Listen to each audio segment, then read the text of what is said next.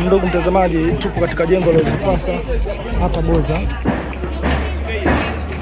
Kuna tukio la moto limetokea hapa ambalo limetokea huko. Acha tukakuonyeshe.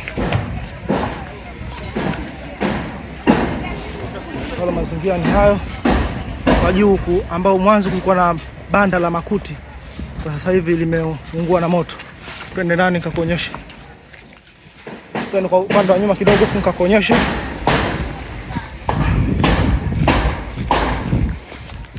Naomba ndugu mtazamaji univumilie kwa sababu kamera inatingishika hali ya juu kama hivyo. Mwanzo kulikuwa na banda la makuti juu hapa, lakini kwa sasa hivi hamna. Unaungua na moto. Mazingira kama haya.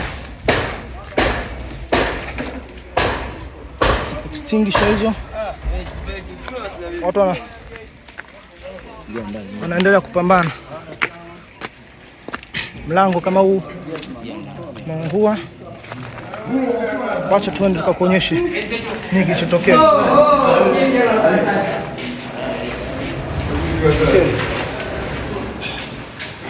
Sehemu mbalimbali chumba hichi.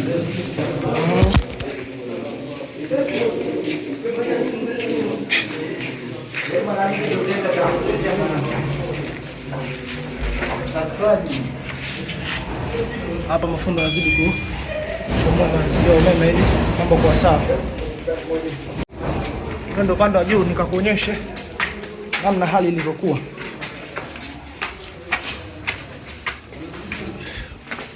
Huu ni upande wa hapa. Haya ndo mazingira. Hapa juu kulikuwa na banda, lakini banda limeungua. Moto ndo kama huu. Moto bado unaendelea. Bado hali inaendelea. Nishuke upande wa chini nikakuonyesha na maeneo mengine. Bado chomoa hii ili kuhakikisha mambo yanakuwa sawa. Na hii ndi ofisi. Hapa kulikuwa na ofisi mbalimbali. Harakati za uokoaji bado zinaendelea. Na hapa upande wa juu manaka harakati za uokoaji. Moto bado unaendelea huu.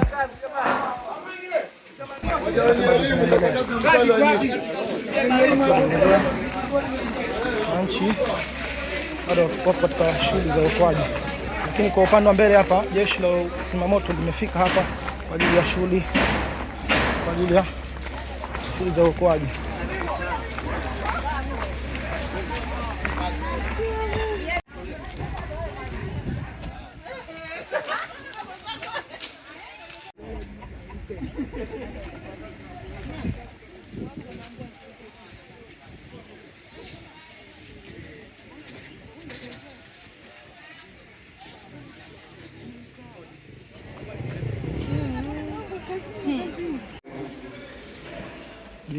Jinsi hali ilivyo.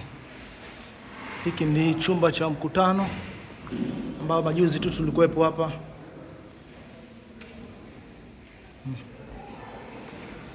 Ndio pia nao.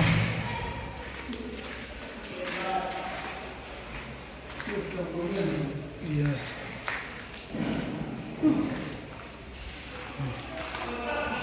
Moto jengo hili la Usafasa. Ndugu mtazamaji, na hapa ni sehemu ya juu ambao moto tayari ushazimwa.